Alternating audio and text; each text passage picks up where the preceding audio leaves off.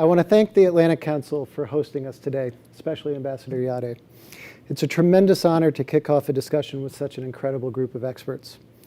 Let me begin by congratulating the African Development Bank on a remarkable report that cogently and convincingly captures the very real and very urgent challenges to realizing a just energy transition in Africa. The region is in many ways the epicenter of the climate crisis. As the report makes clear, ambitious, coordinated action among all of us is essential to avert the catastrophic impacts of a warming climate. But make no mistake, I think it's very clear that the crisis is already here. Last weekend, I traveled with USAID Administrator Samantha Power to Kenya and Somalia, where we witnessed the devastating impact that climate change, coupled with the fallout from Putin's unconscionable war, is having on people throughout the region. 4 failed rainy seasons in the Horn of Africa, with a 5th likely to occur later this summer, is a direct result of a warming climate, and sadly it may become the norm. The human consequences are severe. Nearly 19 million people across the Horn risk starvation in the coming months. In Somalia alone, over 380,000 children under 5 face severe malnutrition. In northern Kenya, we met with mothers whose once thriving herds of livestock had been completely wiped out, and who had to trek miles with malnourished children to receive life-saving supplementary rations. In Somalia, we heard that the crisis is called SIMA, the Great Equalizer. In a normal year, the map of food insecurity looks like an ink blot, with various shades of red to indicate pockets of severity. And this year, the entire map is red.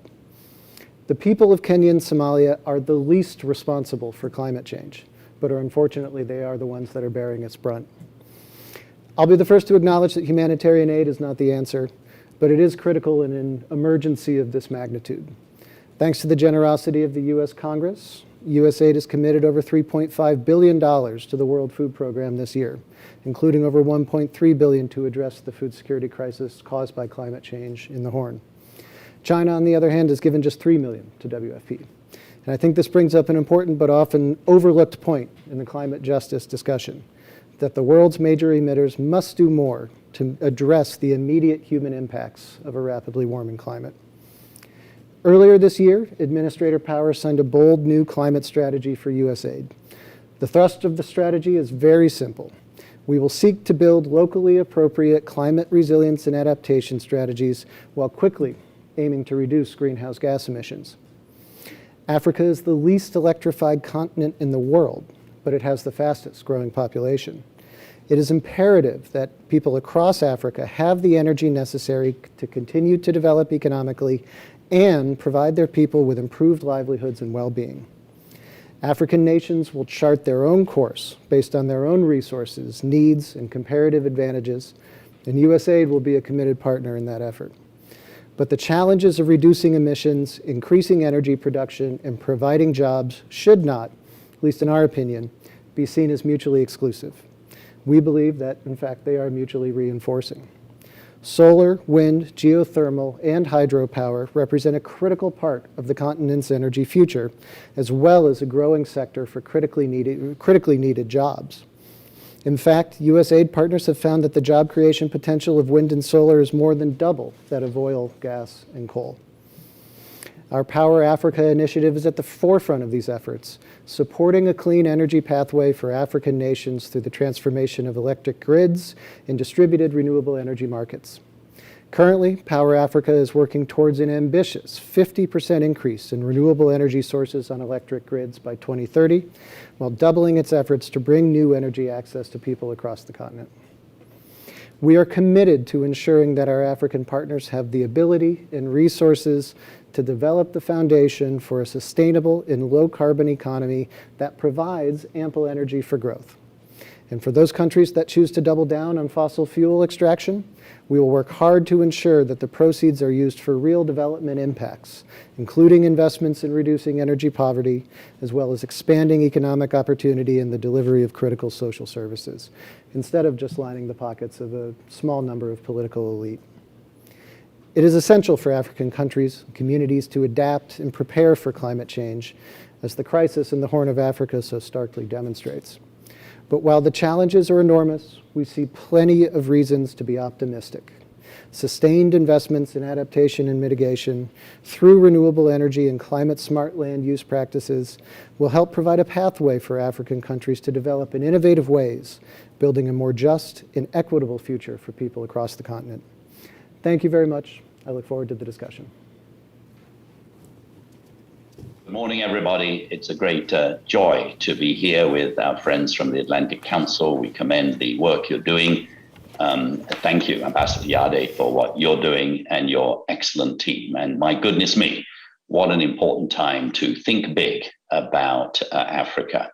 And also, what a pleasure to be here with our friends from the African Development Bank, presenting, as usual, a really excellent report. Like you, I've had the privilege of reading it.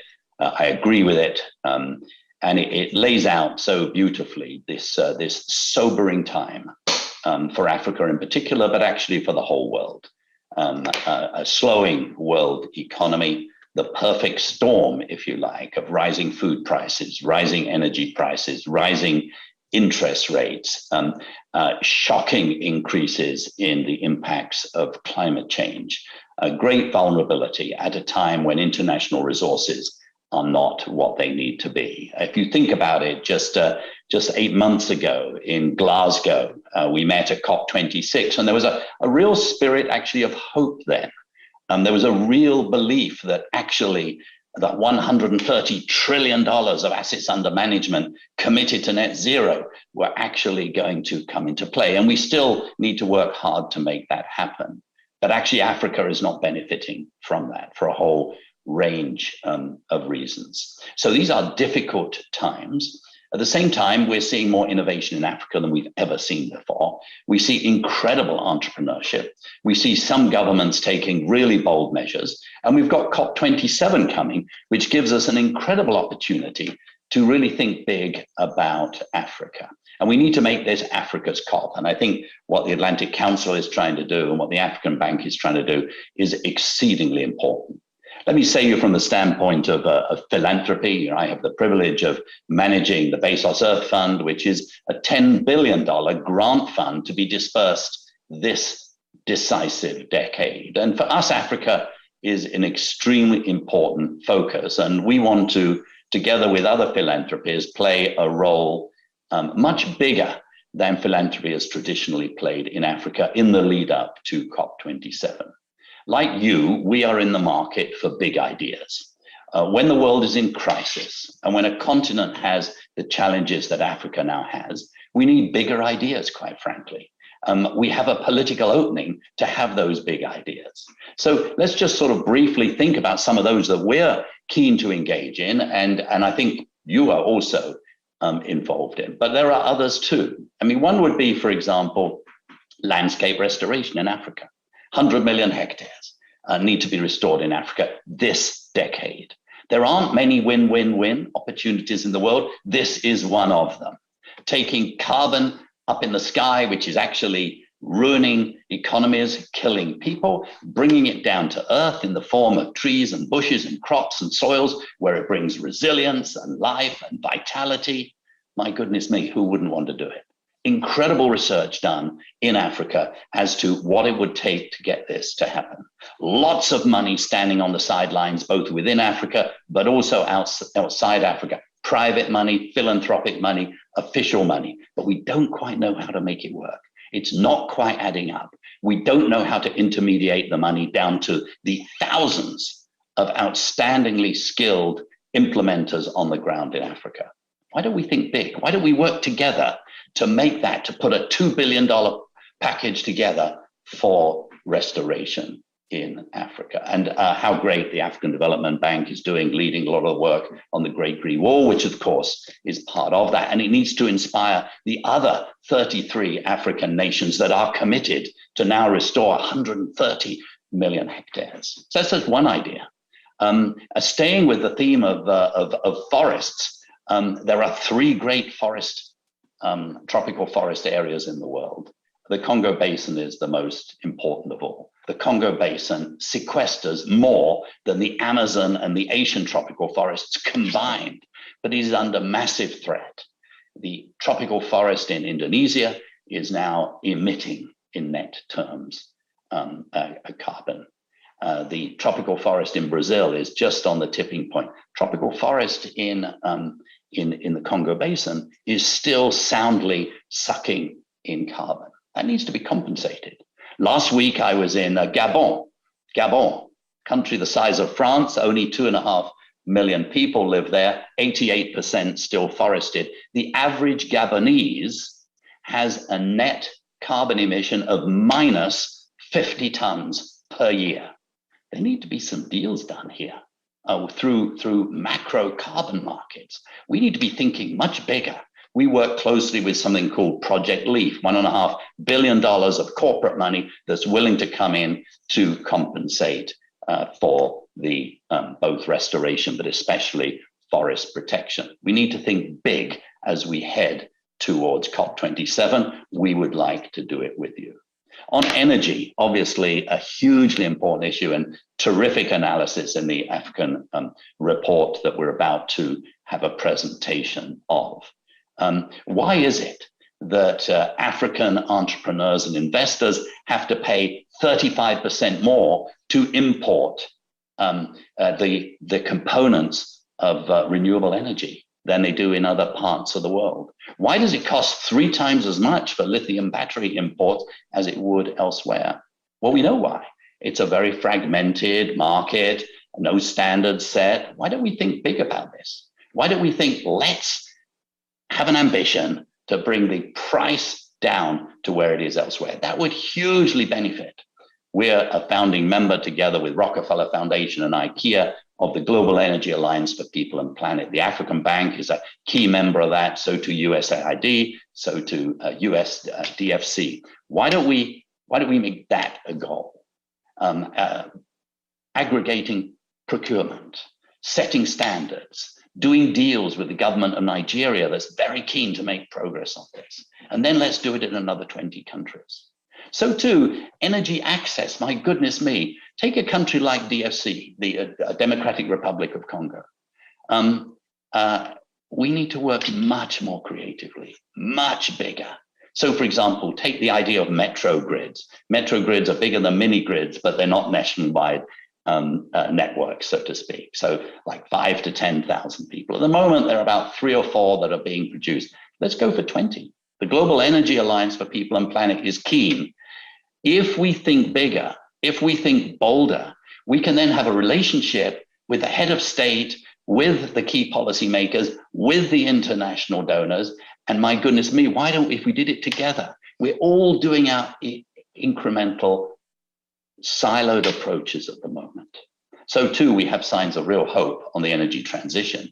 We're seeing the kind of thing that we need to see much more boldly in South Africa. So the United States, France, Germany, the United Kingdom, the European Union, following the lead of the South African government, said, we're in. We are keen to help you move from yesterday's fuel, coal, to tomorrow's economy. And by the way, there is a narrative which the African Bank is very good at portraying, and we all need to really portray in the lead up to COP27. There used to be a belief that if you want to address climate change, you would pay a cost in terms of trade-offs. Nice to address it, but you're going to pay a cost in terms of jobs and investment. That's the economics of the 20th century. The economics of the 21st century, the best economists in the world today are saying something quite different. Smart policies on climate change lead to more economic efficiency. They drive new technologies, they lower risk, and they reshape expectations about the future. Those 4 things combined create a dynamism in the economy that Africa can enjoy much more than it's enjoyed so far. And what South Africa is trying to do and what others are trying to do is precisely to tap into that huge insight. So look, congratulations on a great report and congratulations on this meeting. We look forward to working with you as we head towards COP27. Thank you very much.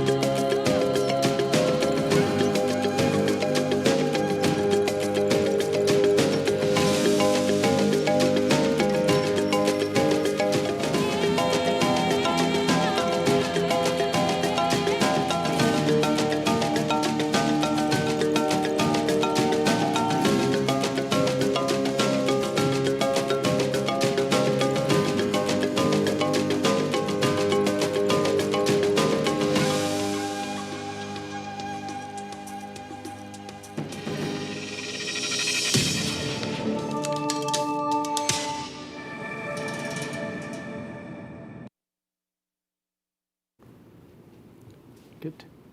Good morning. I'd like to take this opportunity to thank the Atlantic Council for hosting us in Washington, D.C.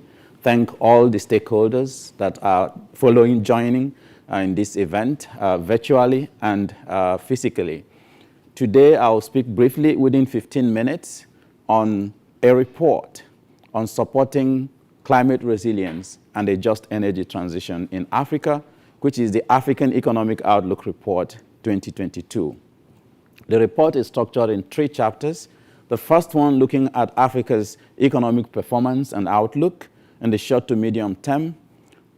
Chapter 2 looks at climate resilience and the just energy transitions in Africa. What are the issues we need to look into here? And then chapter 3 looks at financing that climate resilience and just energy transitions in Africa. And we draw some conclusions for policymakers at different levels. Let me just delve into chapter 1. First, we see that the COVID-19 caused a contraction in Africa's GDP growth by about 1.9% in 2020. But the continent has been very resilient. We saw a rebound to 6.9% in 2021. But because of the overlapping crisis of geopolitical tensions, climate change impacts, and imported inflation, and several other factors, we are projecting a decline to 4.1% in 2022 and 2023.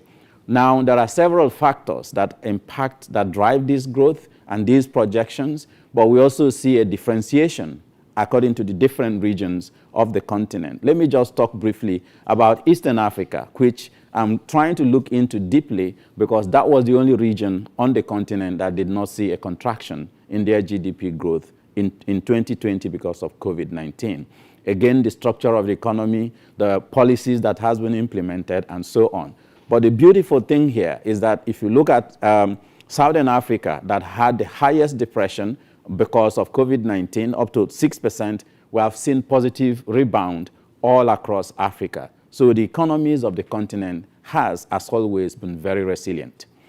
If you look at the structures of the economy and what drives these changes, we find that countries that were overly dependent on tourism had the highest hit, up to 12% and more, but other countries that are more resource-rich countries also had depressions. But we see that all these countries have come back to positive growth.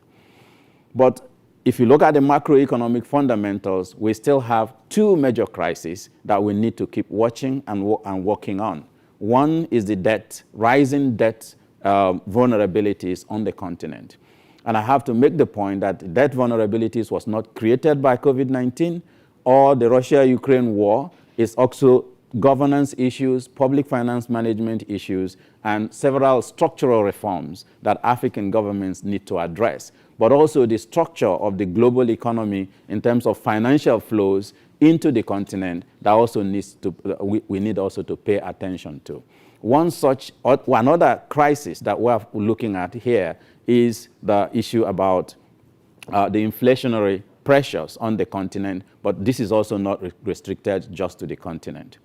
But when we try to look at the specific impacts in terms of the financing economic recovery from COVID-19 and overlapping crisis we estimate that Africa needs over $432 billion between 2020 and 2022 to recover from COVID-19 impacts. And it will take the continent, even with that resources made available, if it's made available, over a decade to get back to the pre-COVID poverty reduction rates. So this is really huge because we're seeing almost 30 million Africans being pushed into extreme poverty annually since COVID-19. And the confounding crisis that we're seeing is not making it easier. And in addition, we're having these climate challenges. And that is why this report, chapter 2, focused on climate resilience and a just energy transition in Africa. Key findings here: if you look at climate vulnerability, Africa is the second most vulnerable continent to climate change. But when we looked at climate readiness and climate resilience, Africa is suffering most than all other regions of the continent. Again, the structures of the economy, access to technology, access to knowledge, governance issues. There are several factors that are creating these challenges. So I've already talked about the climate readiness and climate vulnerability, where Africa is the highest. But if you look at the continent in terms of delving deep into the different countries of the region, you find that there are also differentiations in terms of these levels of vulnerability and readiness. We also looked at the impact, the socioeconomic impacts of climate change. What does it really mean for economic growth? And we find that in Africa, we have been losing 5 to 15% of GDP per capita growth because of climate change. And that's in addition to other social fragility forcing impacts. You have mortalities, you have migration, and several issues that climate change is driving on the continent. But one of the things that came out of that analysis is that addressing climate change is not at odds with growing the economies. So we can actually find smart policies that will be allowing us to do this together. One major area that is of interest is in the energy sector. In Africa, unlike most other parts of the region, the major drivers of CO2 emissions is agriculture, land use, and forestry. For several reasons, poverty is driving deforestation to cook food and so on. In the transport sector, we're using very old vehicles. So the per capita, the marginal output in terms of economic welfare gains from using these resources is low because of lack of technical efficiency, and so is the externalities on the environment and so on. So to decouple from this high impact of economic growth in Africa, we need to find technologies and resources to drive economic efficiency in the productive sectors of the continent. So we looked at the transitions that has happened in the energy sector from 1850 to present, and we'll find that in many regions of the world, transitions takes time. So it's not a stop and change technologies, as somehow we're beginning to see some discussions in several quarters with regard to the use of gas and so on. But again, the role of natural gas has been fundamental. Every region of the world that has managed to be able to transition have used gas, natural gas, as a transition fuel. And we see that playing major roles in the United States, in Europe, and in Africa. But in some of the other regions, the role of gas has not really come on very well. But a key thing to point out here is that Africa's energy mix is the least carbon intensive also of the world. So Africa is not really the place to look when we want to try to decouple with regard to current emissions. But because of population growth and the need for growth, we also need to find technologies that will allow Africa not to follow the path that will create higher emissions as we try to address these pressing economic needs. And that led us to an analysis of the carbon credit and carbon debt of the world. When you look at that, you find that Africa's carbon credit, with regards to the low emissions that it has had and the headroom it has per capita to be able to grow its economy while still remaining within the carbon budget of the world, is still very high. Africa's per capita consumption of CO2 emissions, of CO2 in terms of CO2 footprint, is still 0.95% per capita. But then the allowable threshold to optimize for the whole world is 2 CO2 equivalent, 2 tons of CO2 equivalent. But in some other countries, like in the United States, per capita footprint is already about 14. So you see the differentiations and the opportunities that there still remain for Africa in terms of a headroom to continue to grow economies. When we try to quantify what this means in financial terms with regard to using the social cost of carbon, we find that Africa has a carbon credit of up to $4.8 trillion US between now and 2050. But again, when you look at the African continent, as always, we have huge potentials in all sectors of the green transition, whether it be in the raw materials, in the components for green industrialization, in the products that we need, and also in services. We have huge options to be able to transit, to lead the world, actually, in this particular transition. So we've just talked about Congo and the battery minerals in that country, huge opportunities. But we need technologies. we need knowledge and we need financing to match these potentials so that it can translate to economic welfare gains for the whole world and create sustainability. That led us to looking into financing of this particular transition.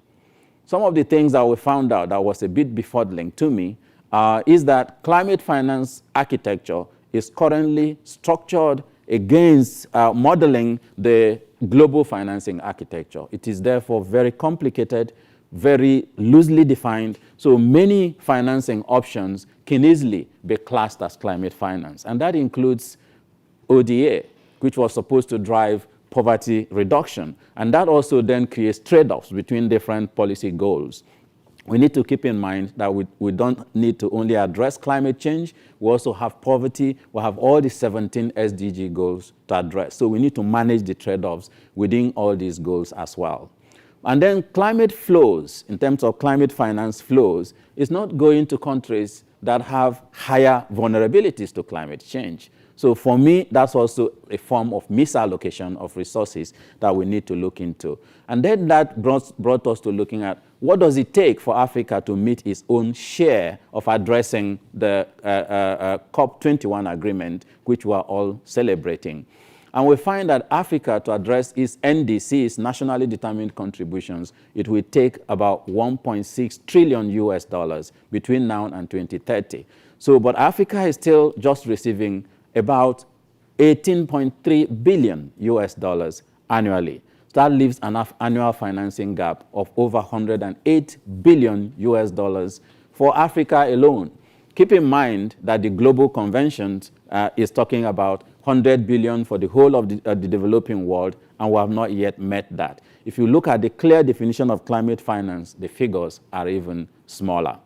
So based on these few findings, we have a few policy recommendations. One, policy coordination. As already mentioned by earlier speakers, we need to begin to think about development as a whole, not in silos. While we're thinking about optimizing on climate, we need to ensure that that addresses poverty and all the other aspects of the SDGs.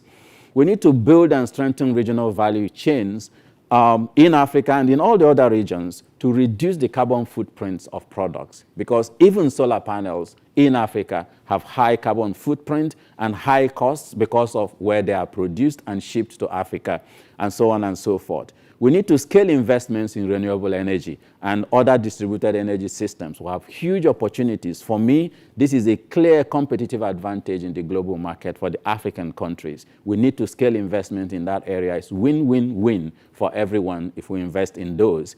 And then we also need to invest in institutional capacity to be able to address the leakages that we see on the continent in several areas, the capacity to even prepare projects and access these climate finance options and so on. But for the developed world, the basic for me will be honoring that $100 billion commitment for the developing countries when we go to COP27. It will help to restore confidence that we are serious about climate change, but it's not enough as well, because even if you release that $100 billion, the vulnerable countries are not going to receive them because of this structure and the misalignment in climate finance. And that is why I'm also calling for a specialized pot of resources from that $100 billion earmarked for the less developed, for the most vulnerable countries in Africa and in the developing countries.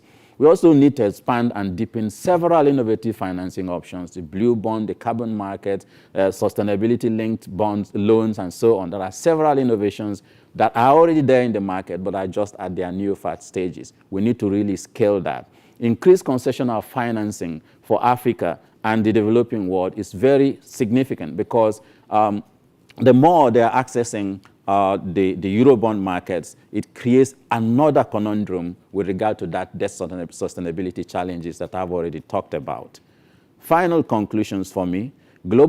Climate change is a global challenge, a common challenge. So it doesn't really matter how much one part of the world invests in trying to contain climate change or mitigate CO2 emissions. Once there is climate emissions anywhere in the world, the whole world has climate emissions, because greenhouse gas emissions does not know boundaries. It doesn't need visas. So it will go into the atmosphere and cause impacts anywhere it wishes. So it's in our common interest to be able to address it together. Energy systems transitions is very important, but we need not discuss it in a way that it stops growth in parts of the world, because poverty, as we have already heard, actually engenders environmental degradation. A lot of pollution from Africa is poverty-driven.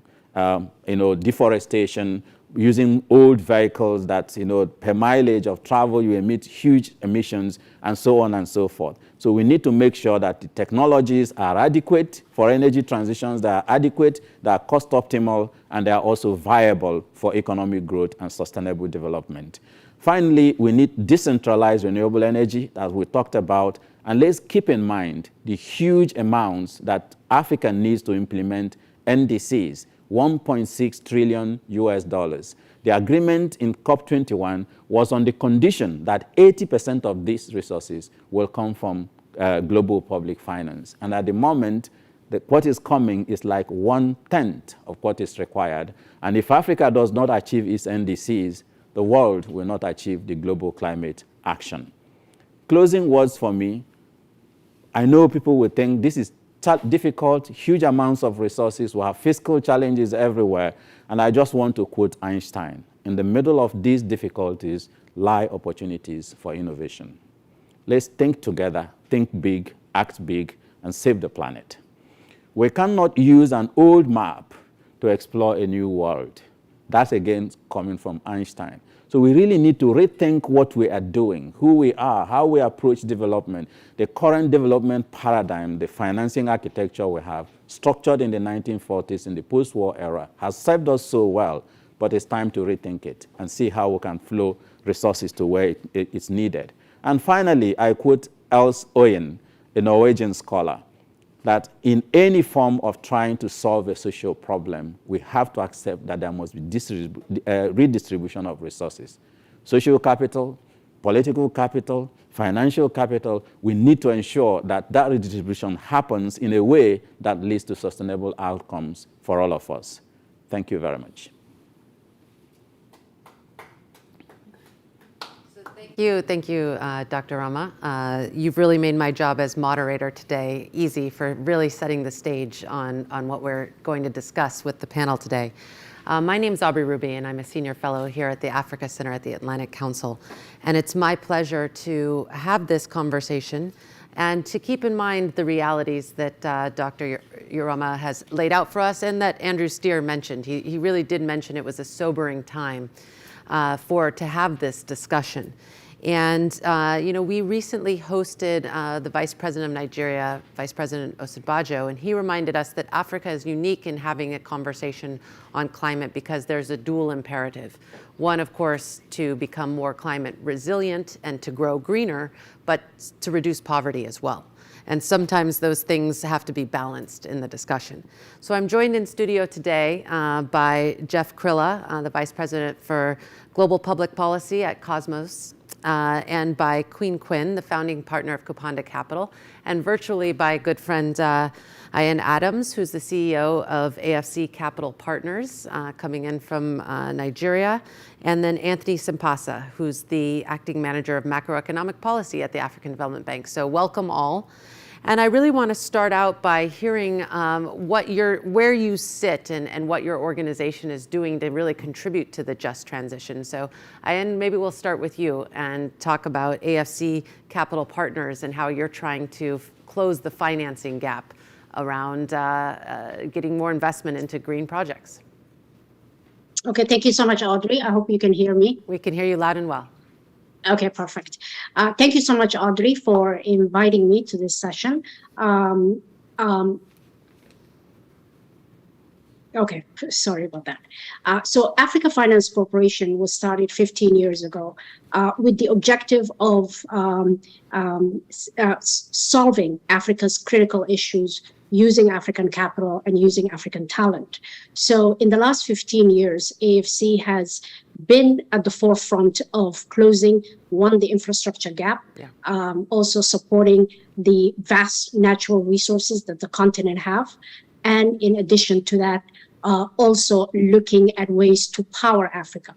Today, AFC, I'm happy to announce, we are the largest owner of the largest platform in renewables, and that is Lekela, which we acquired. Previous to that, we were involved in Capiolica, in Capo Verde. We also have done a wind farm in Djibouti that we just constructed and have been involved since the project development stage, and also my role was to support in bringing a significant amount of climate finance understanding of the climate finance architecture, but also in AFC Capital, which is a fully owned subsidiary of AFC. We are fully dedicated to looking at climate resilience, climate mitigation, and cross-cutting projects that are core to Africa's development. This year, we've launched the first Africa-focused infrastructure climate resilient fund. Because when people talk about resilience, we know what the mitigation challenges are, and we're chasing carbon there. In adaptation and in resilience, one area that has been studied, as was remarked by our colleagues from the Bezos, is the impact of climate on agriculture and our aquifers. In ICRF, we are actually going to integrate physical climate risk in the construction, in the design, planning, design, construction, and delivery of infrastructure that is susceptible to climate change.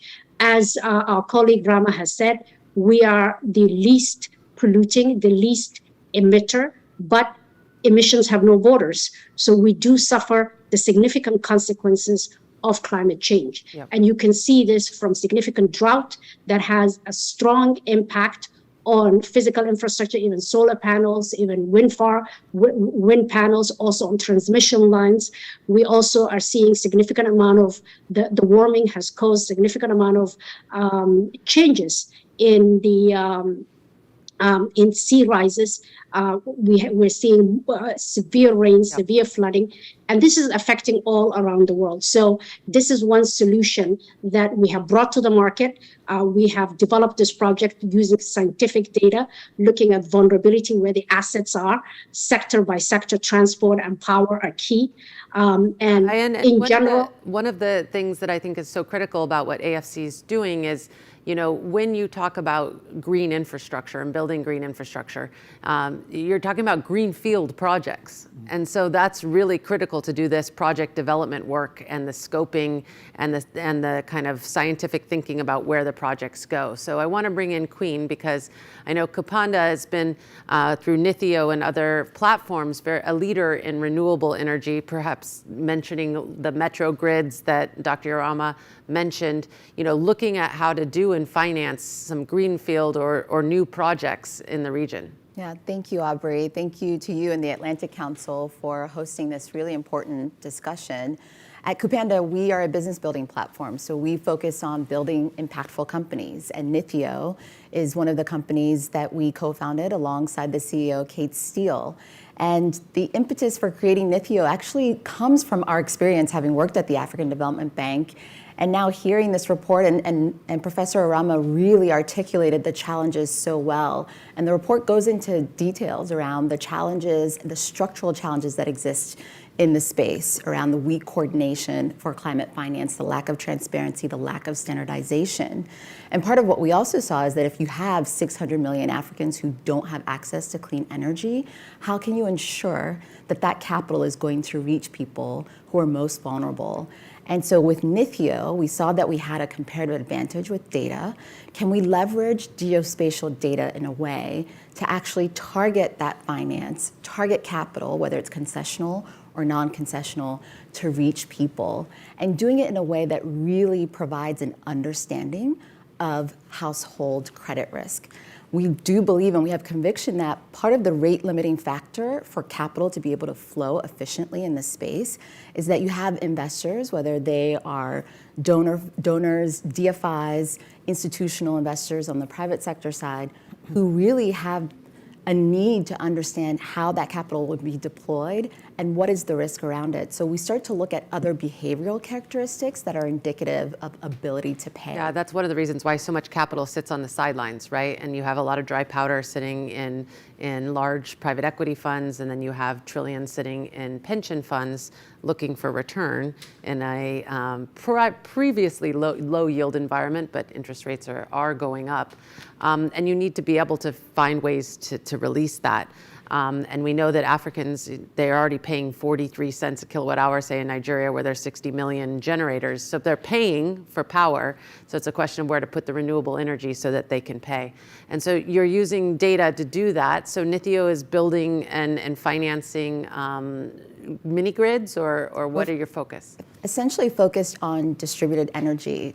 Again, Professor Arama really targeted this in his policy recommendations, the need to focus on the off-grid sector, on distributed energy, and also even clean and productive use appliances. So we can now target that capital because we can segment the market, understand who has an ability to pay, understand their climate vulnerabilities. So we can actually layer different kinds of data, look at the change in precipitation, the change in vegetation loss, and looking at socioeconomic indicators so you can target that capital efficiently. With this approach, we believe over the next 3 years, we can reach 4 million people, provide clean energy access, and also deploy $150 million into the space, offsetting over 250,000 tons of carbon. And are there some countries you're targeting first?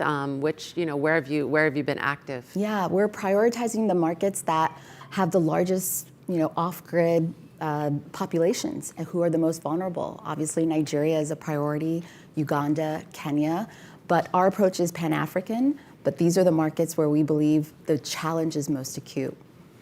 And in our conversations here at the Africa Center and under our climate finance initiatives, we've really spoken a lot about the need of natural gas, and Dr. Arama mentioned it as well as the core transition fuel. So I want to bring Jeff into this conversation because I don't think we can get anywhere on the continent without use of natural gas, and Cosmos has been important in that space. So would love to hear how Cosmos is thinking about these questions of climate finance and growing green. Great.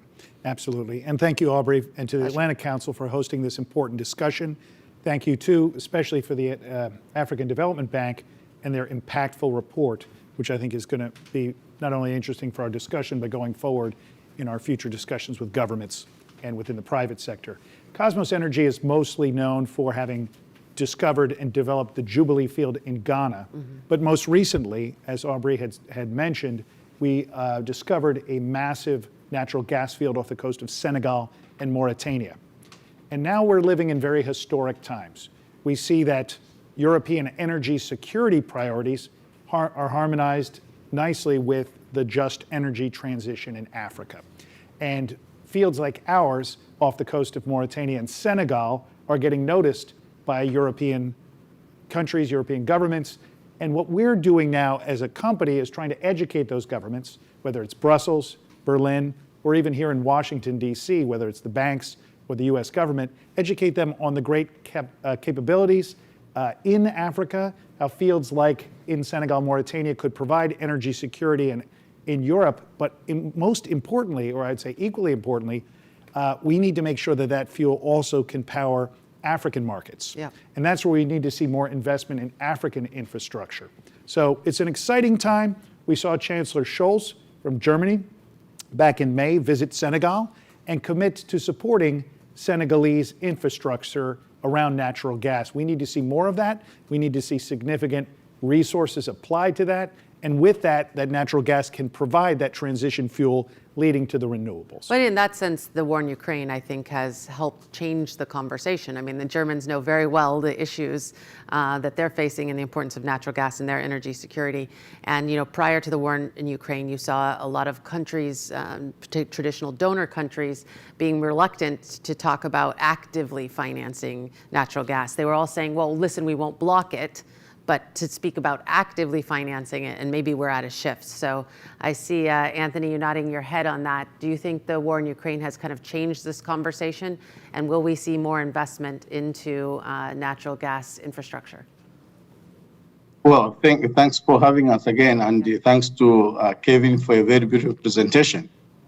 what is important to acknowledge is that the war in Ukraine has dramatically shifted our perspective on how we perceived the access to energy, particularly in the European Union and other regions. So given Africa's endowment in energy, and particularly focusing on gas, I think we stand at the frontier of being the next line of access to this important commodity, which, as you see in the report, we are calling it as the transition asset, because the endowment that Africa has in gas, be it in Ghana, be it in Libya, in Nigeria here, but also elsewhere, it's important that we start to position ourselves as the next frontier of investment. But what is key is that we will need to try and start leveraging on the technologies that we need to deploy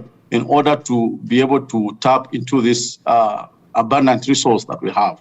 And without access and financing to exploit the gas reserves that we have, it will be very difficult for us to leverage the shortage that we are seeing emanating from shutout in Russia. Yeah. We have noticed that the short-term benefits may not accrue to African countries right away, but we have in the medium to long-term important aspects of investment that we're going to start looking at.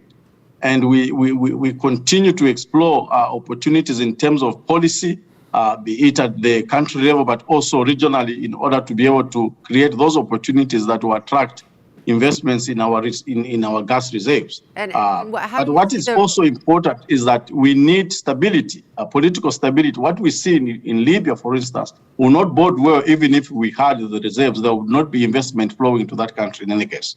And how do you see the role of the African Development Bank in doing that financing? And I guess this is a question for Ayan as well, because the role of African DFIs is going to be very critical in this. And, you know, I've been talking for the last year or two on natural gas financing. And you know, the skeptics say, well, listen, Nigeria's been flaring gas for 40 years. You know, they should have been funding this anyway. And, you know, if there are going to be fewer international players willing to fund fossil fuel development, natural gas development, then, you know, can the African DFIs step into that gap? So Anthony, to you, and then I'd like to hear from Ayan as well. Yeah, we certainly have a role to play, but you must also realize that the African Development Bank has limited resources. But so what we try to do is to catalyze private investment in all these projects, be it a green project or other important sets of infrastructure that we are financing.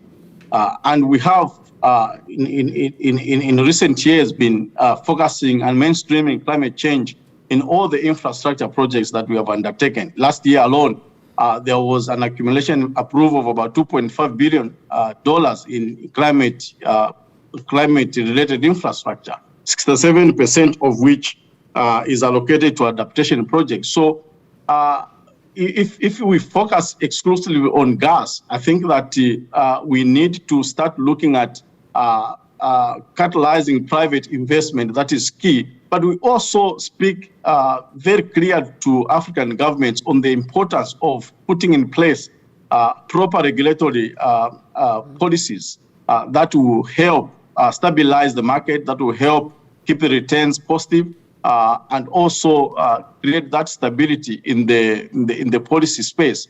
Here in Nigeria, where I'm sitting at the moment, I think the enactment of the petroleum industrial bill that was enacted last year, I think sets in motion a market that had been dormant for a long time to be able to create opportunities for the private sector to enter that space. And I think in the coming years, we'll certainly have to start seeing those opportunities. And so the African Development Bank will have to watch this kind of developments very closely, but also continue to catalyze private investment. Yeah, I mean, including on the African Investment Forum that we have established, which, as you know, is like a boardroom setup where we bring to discussion important projects, be it in green projects or in other sets of infrastructure as well.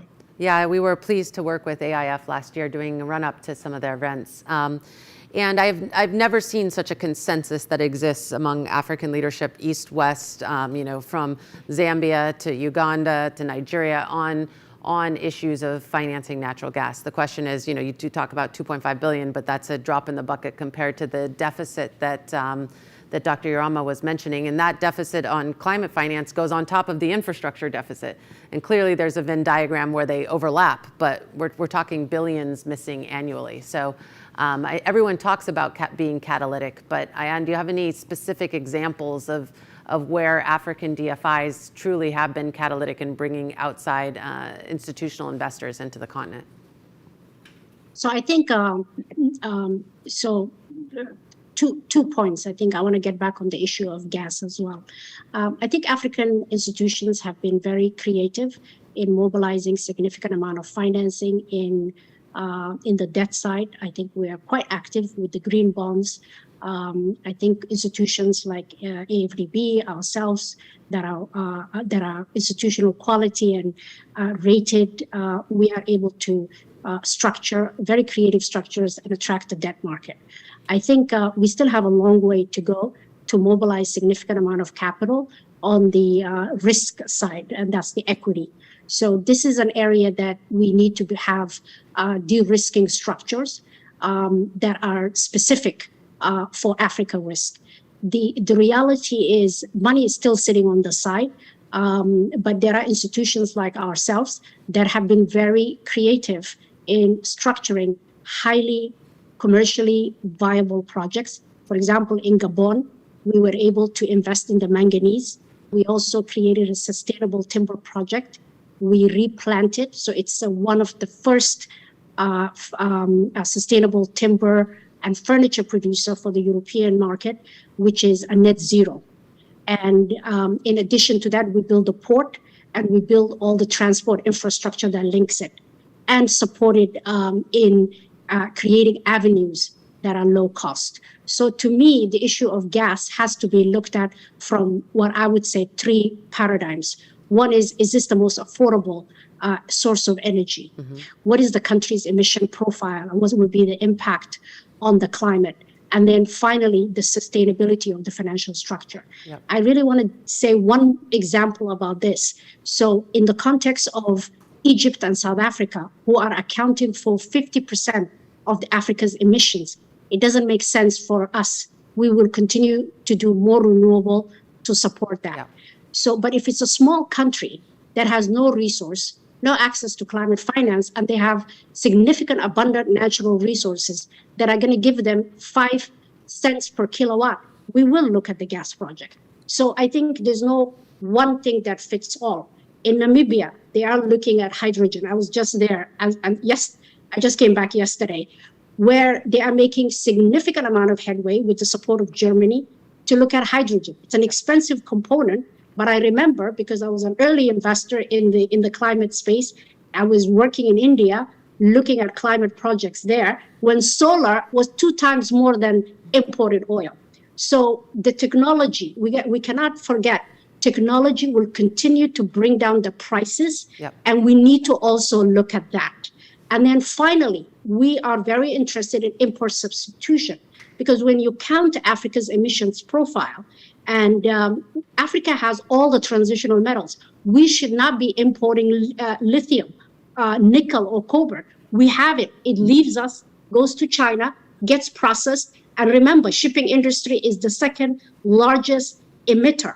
So actually, our strategy in AFC is investing in the natural resource, processing it locally, not to the highest level, but in at least the first 3 stages, change the dynamics of employment in the country, then build the transport infrastructure, and then wrap it around with the right power, which is the bloodline of anything. So, and that's how we look at it. It's an ecosystem, and then we can build if we need to build the port or the rail line or whatever infrastructure that's needed around that natural resource, and sustainable industrial parks, just like we did in Gabon. Yeah. It's the first in Africa that is net zero. So for us, it's a practical solution. We're not going to wait for others to come and tell us what's the African narrative. The African narrative, we know it, we live it, And our job is to create the opportunities. And this is why, for us, most of our projects, we develop them from scratch. Because when you look at the infrastructure gap, most of 2.3 trillion, 80 to 90% of that cannot be realized because these are ideas that are still on the drawing space. So someone has to be there and really work them out, de-risk them, then offer to institutional investors to come in. Yeah, and thank you for those specific examples. I do think we need, while we've talked about natural gas, we need to think about the areas where there is an opportunity to kind of leapfrog and go over the kind of legacy infrastructure that a lot of developed countries have used. So, Queen, I want to come back to use of data and innovative use of data. And if you are at all thinking about how data can be used to look at, say, carbon sequestration, the Congo Basin, questions about ensuring that it doesn't become like the Amazon, where the Amazon switched from a net sequester to an emitter because individuals were starting to do activities around the Amazon. And geolocation data, I think, is part of that. So how are you thinking of kind of the future of using data in this space? Yeah, I think the opportunity is significant, and there's so much more that we can do. I think what I'm most optimistic about and what I think we can help to support is really the emergence of a lot of local entrepreneurs. I liked what Ayan said. We're not waiting for anybody to come and rescue us, right? We can be in charge of our own narrative, and I think that's what we're seeing. New distributors who are emerging in places like Nigeria. You have Winnock, you have A4&T, and we're actively supporting them as they are innovating and creating new ways of trying to reach people at the very last mile. So I certainly think there's so much more we can do with data. We're just starting to scratch the surface, and it's really a question. And I liked your question about what can DFIs do, what can African DFIs do. But I also want to make sure we don't leave the international community off the hook. And this is kind of, going back to the report, which I thought was a really interesting metric that was included there. And, what they said struck me, which is that $17 trillion was mobilized in 2 years to respond to the COVID pandemic. That's a response to an urgent crisis. And imagine what we can do when we have the political will to do that, to respond to this climate crisis on the continent. So there's a moral question. And so I think we still have to do the work to hold people accountable. There's work that we can do. There's work that climate activists are doing to respond, to push back. They've been asking for a loss and damage facility for COP27. The EU continues to block it. So, there's dealing with the structural challenges that exist, and then there's the work that we need to do ourselves on the ground and partnering with local communities as well. Yeah, I'm glad you bring that up. One of the questions from our audience, and I encourage the audience to submit more questions, we'll weave them in here, is, how do we translate all the conversations at COP and things like this into real things and real projects? And I think there's this kind of dual level experience. You read the headlines and everyone talks about, the level of ambition and commitment, but the numbers seem almost impossibly large and very difficult to track. So, how can we kind of translate those type of things and the forthcoming COP into real actions on the ground? And so, Jeff, I'll go to you. I'm sure Cosmos thinks about participating in these international fora and then have to take it back and implement commitments. Yes, absolutely. And I think you can look at it on a project-by-project basis and see the impact that these discussions are having. If we go to look at the project in Senegal, Mauritania, you see a natural gas project that has very low carbon already. And with proper investment in infrastructure in these countries, there's a possibility that a solar, hydro, wind, geothermal, that kind of power could actually tap into a process of liquefaction, which is usually very energy intensive. It could tap into it through this infrastructure and actually create a zero carbon impact. So you're looking at natural gas already a low carbon and then being a zero carbon. So that's a kind of project that shows that these discussions can be a reality if taken by a progressive company working with innovative governments hand in hand with proper international investment. And absolutely, and I think we do need to think about the whole ecosystem, as Ayan said, like it's complicated, right? For example, sometimes we compare the project to other projects that could be, but not to the status quo. So, it comes to mind a refinery that's being, underway in Uganda, and right now, petrol and gas, it's put on a ship in the Middle East, shipped across the Indian Ocean, put on trucks at Mombasa, driven the distance from New York to LA, and then used locally. And so the status quo is often, even though it's informal and fragmented, it's very polluting. And so sometimes you can see a project, if you look at it the whole life cycle or the way that it's done today, as net carbon savings against what's there. And so I think all of us need to change how we think about economics, how we think about policy, to take those kind of perspectives. And Anthony, I'd like to come to you because one of the things you look at is debt sustainability. And some of the countries are going to have to borrow in order to build some of this infrastructure. And so, how do they balance those two issues, debt sustainability and the need to build infrastructure for growth?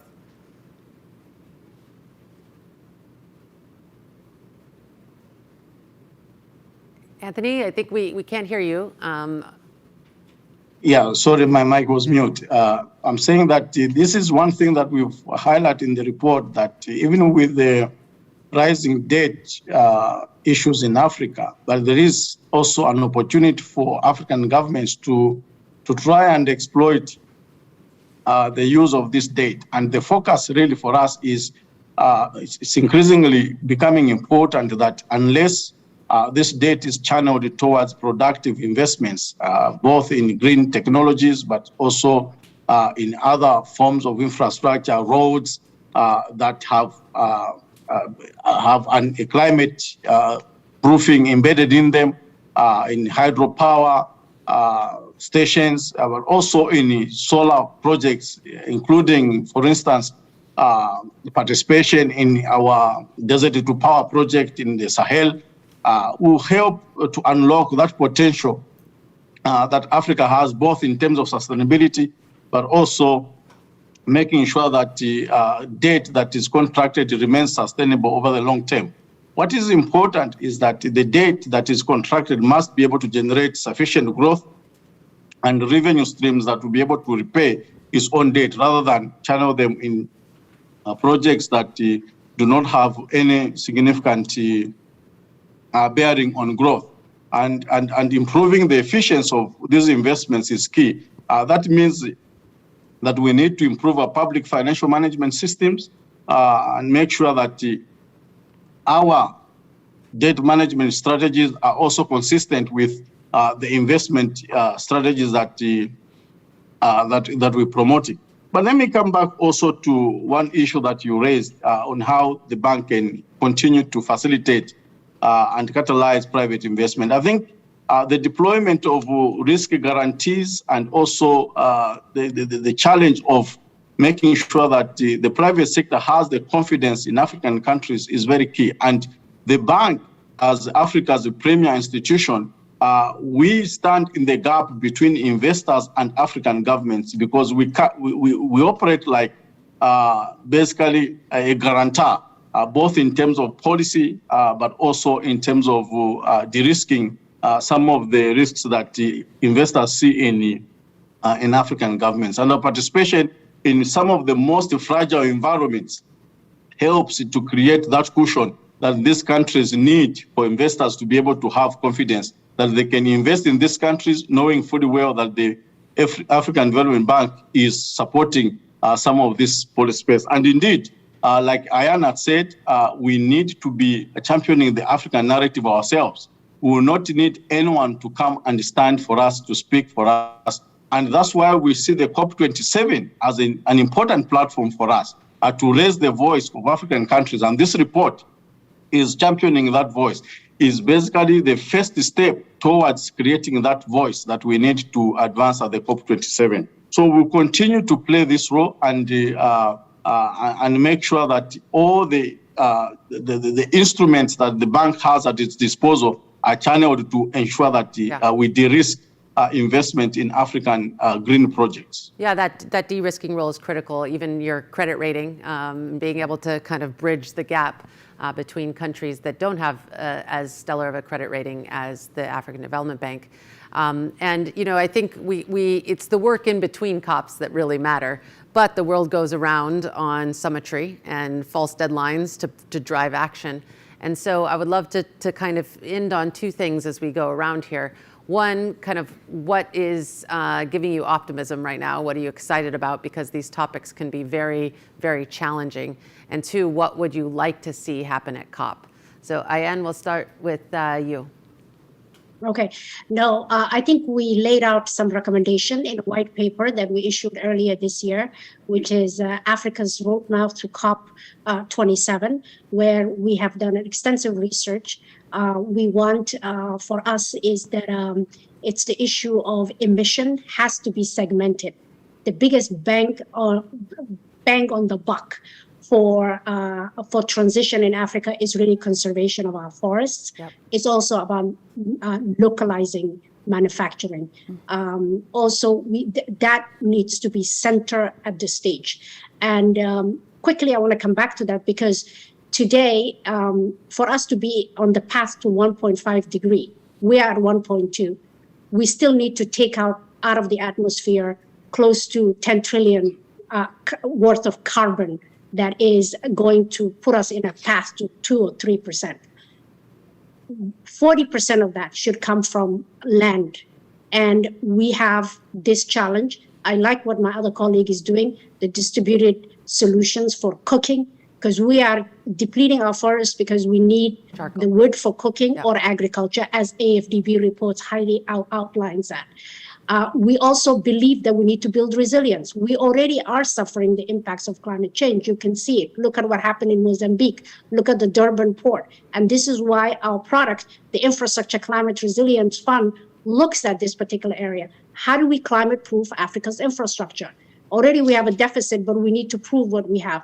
And finally is the innovation. So I'm very optimistic to see the Bezos, the Rockefeller, and others in the game. We believe that money should come into practical institutions that really are providing massive solutions to Africa's transition and resilience issues. I think it should stay away from the politics, but more really influence action on the ground.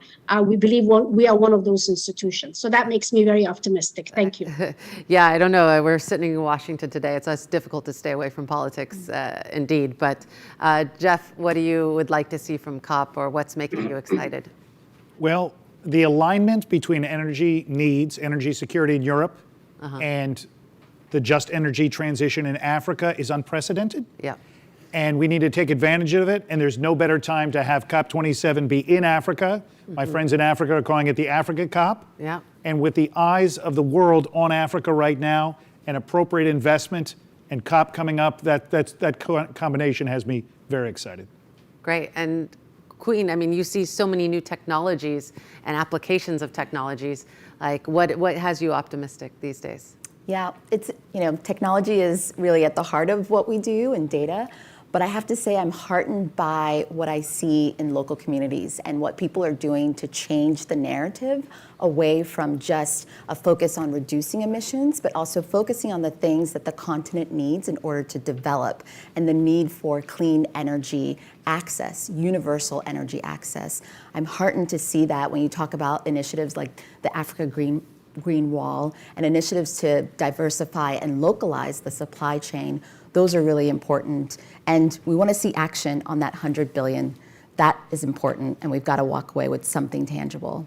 Yes, and we're committed here at the Atlantic Council Africa Center to continue to push the dialogue, to amplify the narrative, the voices, the reports that are coming out, not to necessarily create new ones, but to really, amplify and deepen the commitment to all the great work that's happening. So it's my pleasure right now to turn over to our director at the Africa Center, Ambassador Ramayad, to close us out at this on this important event. And thank you to my panelists for engaging in this conversation. Well, thank you all for this energizing discussion. These conversations are hugely important in the months to come it is more important than ever to look at Africa and climate finance. As we've heard, Africa faces many challenges, but also offers many opportunities. What is clear is that Africa will play an essential role in combating global warming and global climate change. Africa not only needs the world to help mitigate the worst effects, but the world needs Africa also if it wishes to combat climate change. It is more important than ever to have Africa treated as an equal partner too. And hopefully that will happen at COP27 on the African continent in November. Of course, thank you to our wonderful panel, Mrs. Ian Adams, Jeffrey Krila, of course, Mrs. Quinn, and Mr. Anthony Simpaza for their valuable and insightful input. Also, thank you to Mr. Bakelman and Mr. Steer, not only for their visions, but also for demonstrating the wide array of potential that Africa has in the global effort in combating climate change. Of course, we are also thankful to the African Development Bank. Professor Urama merely touched on the key points of this important report. So please go glance at the whole version. It is on our website, and the African Development Bank has many tools on there to explore the report in greater detail. We hosted this event in the framework of our Inclusive Africa Climate Program, and we want to amplify that work being done in Africa and by African leaders on climate change. So please stay tuned for more events like this. Thank you very much, and see you soon. Bye-bye.